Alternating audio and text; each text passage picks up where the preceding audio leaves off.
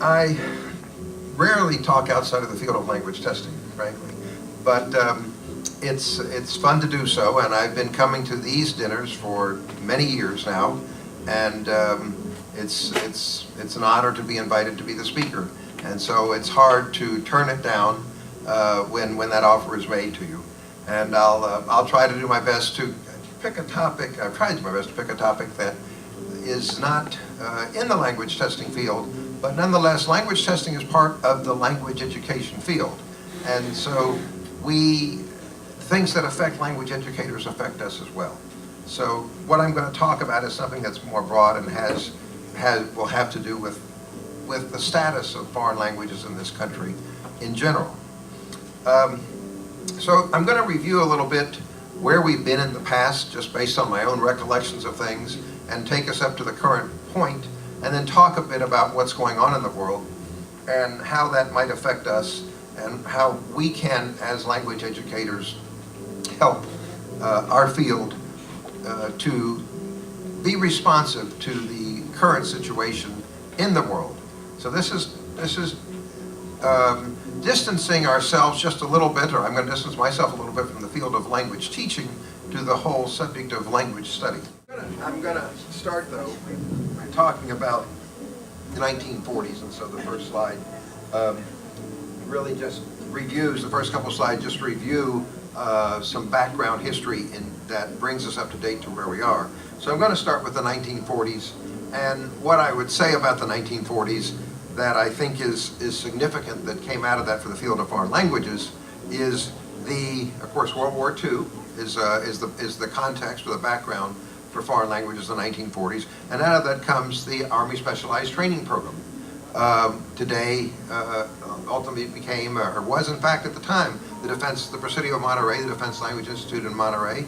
And the Army Specialized Training Program, for those of you who recall the history of that, brought a new method of language teaching to foreign languages. It was one that was based on structural linguistics. It was a natural-like method where you learn to speak and understand first, and you learn to, it was thought, you learned a language the way a child would, that is by practicing, by repeating what the parents say, and memorizing how to say certain things and using those things. So the 1940s saw the beginning of the Army Specialized Training Program, which was really quite different from the grammar translation method that was used in the public schools at the time. It had a substantial amount of success.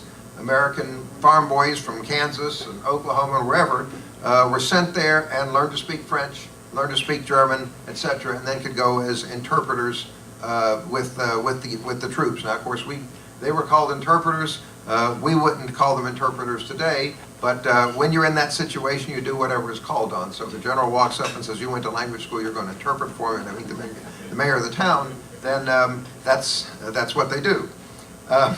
But the other thing that's significant about World War II that gave foreign languages a boost, I think, was the whole issue of code talkers. That is, the U.S. Army and the Navy was able to enlist the help of American Indians who have had a long history of actually serving in the armed forces, and have them, of course in those days people spoke those languages very prevalently, and they put them on ships in the Pacific, they put them on battlefields in Europe, and they taught them to be radio operators, and they sent the communications between the lines and told about the status of things and what the situation was, etc.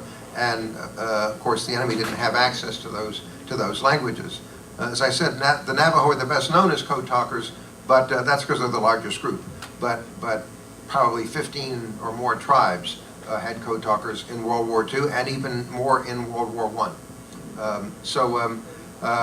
Those kinds of situations gave a boost to foreign languages and the importance of knowing a language. And of course, as you can see, that really comes from national defense needs. And national defense needs, particularly in time of crisis, are very important. We'll skip to the 1950s, go on the 1950s, and what happened in the 50s, the major event of the 50s really was Sputnik, the launching of the Sputnik, the Russian satellite around the Earth, And that was a huge shock to the American people. We thought after World War II that we were #1 in the world, and now all of a sudden this country, the Soviet Union, had beaten us in the race to space. And it was what should I say, it was a huge calamity. It caused an awful lot of national soul searching. What had happened to us that our education system had fallen so far behind that we could let a country like the Soviet Union, not a highly industrialized country, beat us into space. And the education field was really taken to task for it. And that caused the creation of the National Defense Education Act in 1958, NDEA, as some of you may remember. And prior to that, the passage of that act, a fellow by the executive director of the Modern Language Association, William Riley Parker, spoke before Congress on numerous occasions, and he actually published a book called The National Interest in Foreign Languages. And again, it was about the role of foreign languages in American diplomacy, in national defense, and even in keeping in the economy and keeping us as a world economic power as well. These were new ideas for the American people. They hadn't thought about foreign languages in that way, and of course it caused the passing of the first National Education Bill, which was the National Defense Education Act. And the other thing that came out of that bill was a term, critical languages.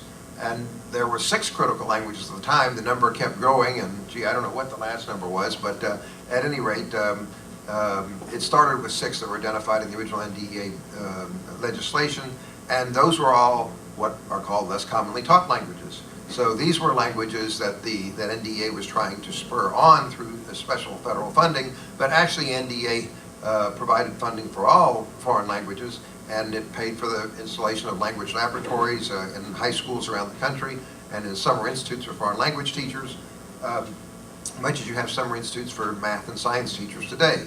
NDEA funded math, science, and foreign languages in 1958, and all federal monies for education went to those 3 fields.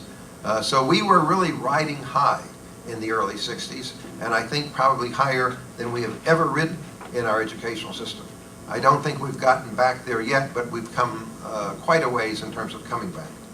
The 60s and the 70s, the 70s were in many respects, I think, just an extension of the 60s, and the 60s, of course, were particularly known or remembered for 2 events, the Vietnam War and the Civil Rights Movement. And both had a strong effect on the U.S., and as we can remember, while the communists, while the Soviet Union were involved in internationalism, that is, trying to spread faith in communism and spread communism throughout the world, the United States began to look inward and became much more isolationist. And so we had a period there that was called neo-isolationism. And because of that, when the National Defense Education Act came up for renewal in 1965, foreign languages were taken out. And there was no more federal support for foreign languages. Actually, we were given 3 years as kind of a coup de grace with declining funding for those 3 years. But that was the end of it. And we didn't see foreign languages come back. In fact, in many respects, it's never really come back to the way it was.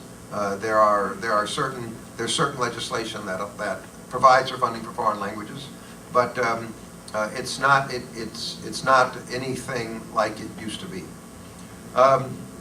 And with the Vietnam War, and the isolationism came colleges' belief that foreign languages were not important, that people would not be using them in their lifetime, and it need not be a part of a liberal education. So college foreign language requirements were eliminated in the 60s and continued to be eliminated in the 70s.